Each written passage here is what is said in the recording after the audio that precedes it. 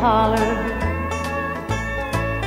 We were poor, but we had love. That's the one thing that Daddy made sure of. He shoveled coal. Oh man, talk about the ultimate dream setup. Talking about a 30,000 square foot shop with a 10-foot, 220-ton servo brake and a 6 kilowatt, 2.5G accelerating CNC fiber laser.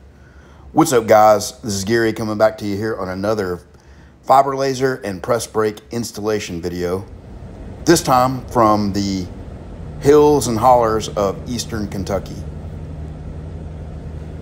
So it just so happened where this customer is located in Tomahawk, Kentucky is only about 10 minutes away from Butcher Holler in Van Leer, Kentucky, which is the home of Loretta Lynn.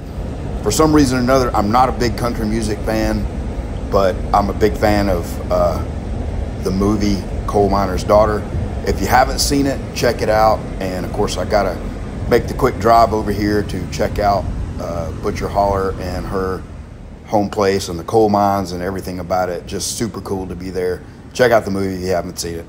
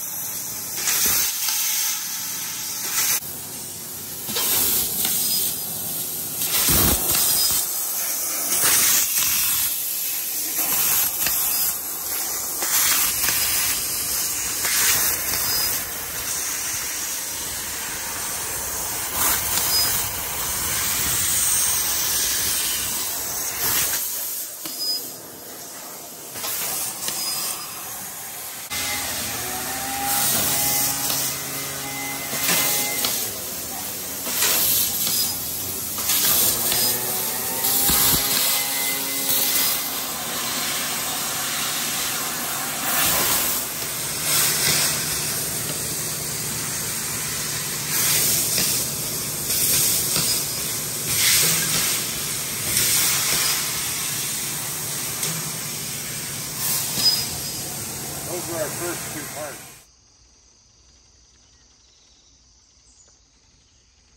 Banks Miller Supply. What is that? I thought it was Journey's Off-Road. Well, it's a pretty cool story, actually. And if you take a look around, you can see, let me zoom out a little bit. I don't know if you can get the perspective on this or not, but I'm in a holler right now. So we got hills on this side and houses up on the hill. And you go on this side and we got pretty tall hills on this side. So the reason this 30,000 square foot facility is here is for mining support. So this has been abandoned for many years. I think in the Obama era is when it all got shut down, the mines in this area. And this is the, as the guys here put it, the Fastenal of the mining industry. So Banks Miller Supply would have everything needed for the mining support, you know, so consumables, parts, supplies, you know, everything involved in coal mining. And it's just a very neat facility tucked right into the holler with nothing else really around except for, you know, just a few houses. But the cool thing is this building has 480 volt 3-phase and plenty of it. So kind of cool to have that kind of power out in an isolated area. Listen to that. You hear the hound dog up there. You can see, like, you know, just what you'd expect in the country in Kentucky.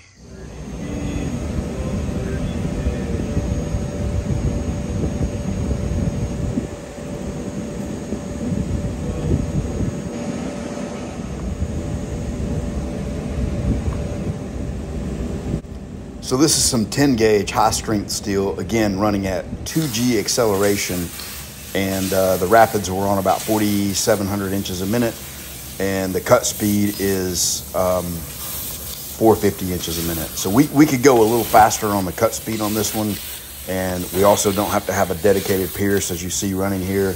But to get a conservative, you know, production kind of setup, this is what we went with.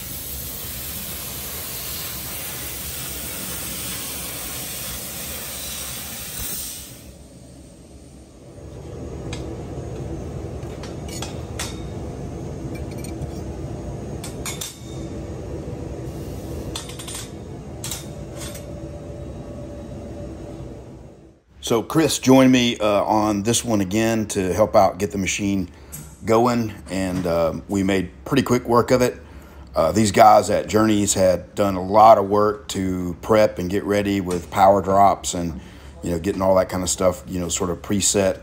So it made it pretty easy when we got there. We did have a few problems that we had to work through, but nothing major, and we had everything pretty much up and running on the first day. I believe by the afternoon of the first day we were cutting and bending, if I'm not mistaken.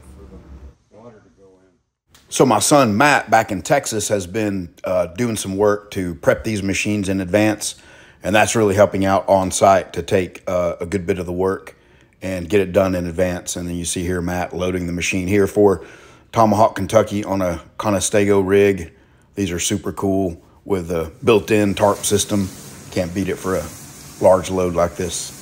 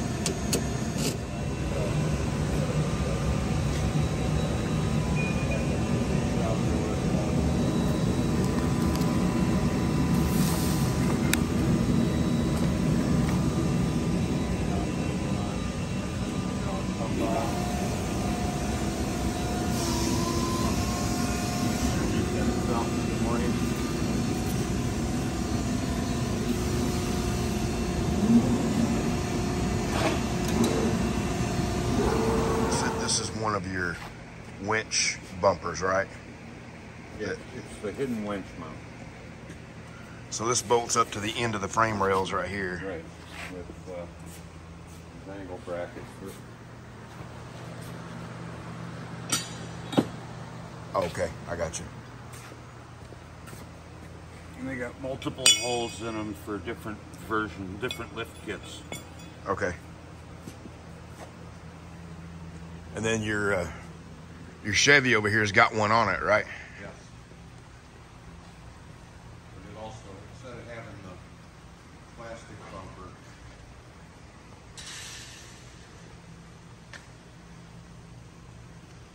So you got a fabricated steel rear bumper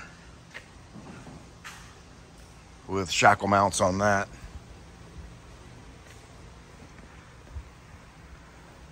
Fabricated front bumper, but they got their winch bracket back behind there. Yeah, and there's the stock.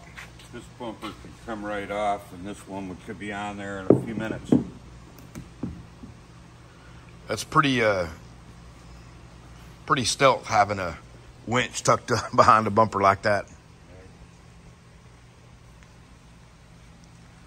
We make one for the Caravan, and we're going to make one for the Sienna also, the hidden winch mount. So this is going to be the install and prototyping R&D area. Yep.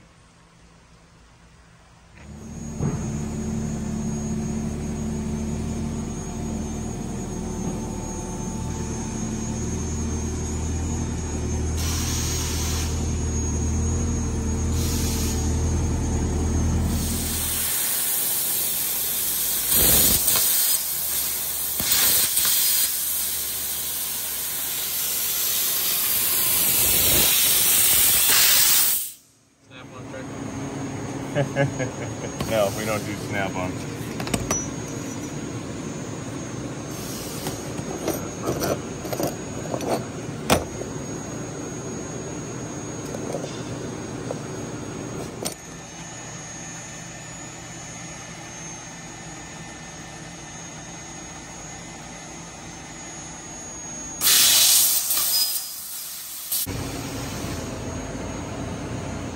Some angles it almost has the glassy edge look. Yeah. So again, this is a machine with a 6 kilowatt power source, and one of the confusing topics about these fiber lasers for people that are coming from plasma or just people in general that don't have experience with them is the assist gas types that are available and the kind of results that you can get from different materials with different gas types. There's a range of options, and each one can vary in its pros and cons and what it can do. So you just saw a look at 1/4-inch steel cut with compressed air on a 6 kilowatt laser, and you saw that we had a pretty nice edge on it, some serrations, but the backside of it had a burr, and this is going to be normal for compressed air cutting on thicker plate. You see now we're cutting a 1/2-inch plate, and we've switched over to oxygen, and you'll take a look here in a second at the result that we got and how much nicer oxygen cuts on thicker plate.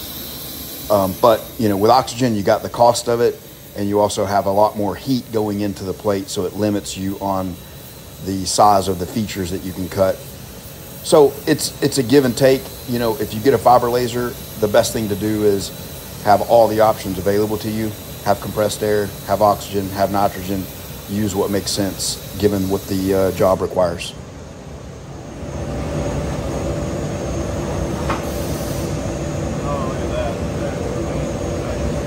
On oxygen cutting, you'll always get like a magnetized edge. It'll just be like kind of crispy, crusty. That's pretty cool. Yeah, that's super clean. Yeah, a little bit. The one thing we did.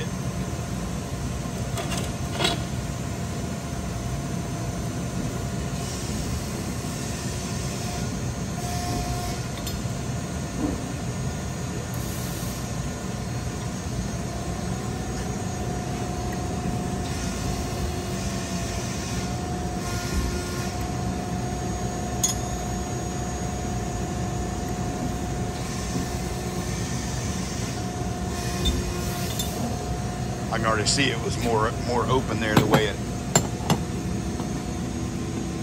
Yep.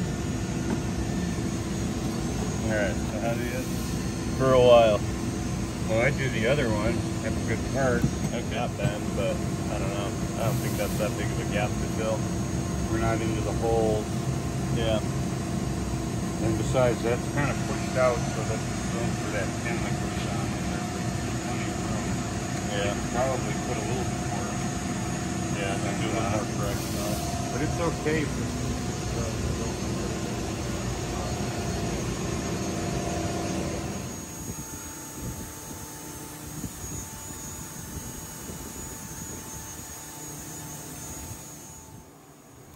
So for those eagle eye experienced laser operators watching this, you're going to notice a few things going on with the cutting here. You can see on this particular part, we got rooster tails going on with the cut. At the time when I was watching that live, I did not see that. As big as that rooster tail is, I only saw it when I was looking at the video clip. So obviously we had a beam centering issue going on, and we later got that sorted out. But you're also going to notice like some of the nesting and micro joint strategies and stuff really not optimized. You know, I mean, we're talking about like day 1, day 2. This is a hype cut machine that comes with sit nest. There's quite a bit going on there, a lot to learn, and, you know, just kind of working through what's going to work best for these parts. And so you may pick up on some things that's like, hey, you're not doing this or you're doing that. Yeah, we're on day 1, day 2. We're learning. We're coming up to speed and getting the parts dialed in for this particular customer. All right, so we've been working on his prototype parts here. You can see we got a gap, and that should really have a fairly tight fit up on that. So we just made some changes, and we're gonna clean up a couple parts. And yeah, I know, cleaning up laser cut parts, but hey, they're pretty nice overall. But 1/8 inch cutting on air with a CNC fiber laser is always going to leave a very small burr. There's no way around it. We can cut these with oxygen and eliminate the burr. But let's bend them and reset it up and see if we can eliminate that gap.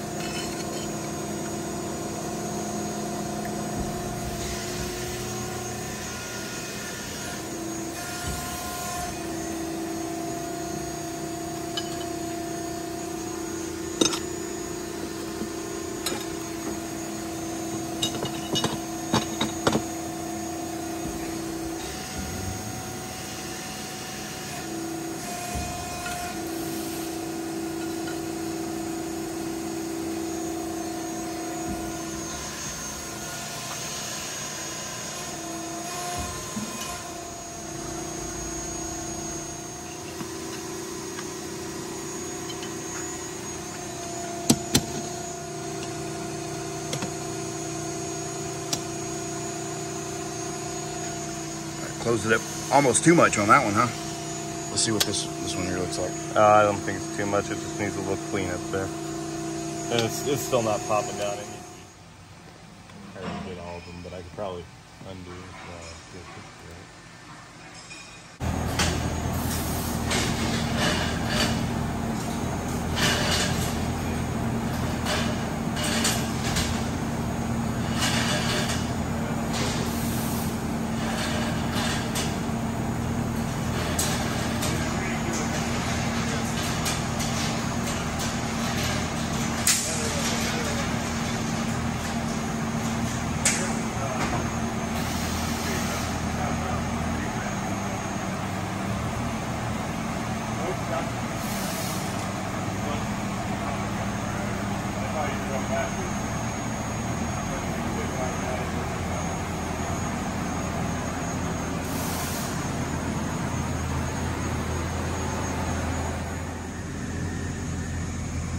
Toss that right there in the floor so we can get a good picture of it.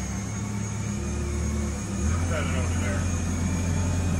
I took some pictures too. great. It's going to make a big difference. We're going to make them so that each section is like self-contained and they slide into each other. And we're going to do a heavy frame for the, you know, So here's a look at a powder coat oven these guys built. They got pretty disappointed when they went into the market to see what was available to purchase, so they built their own.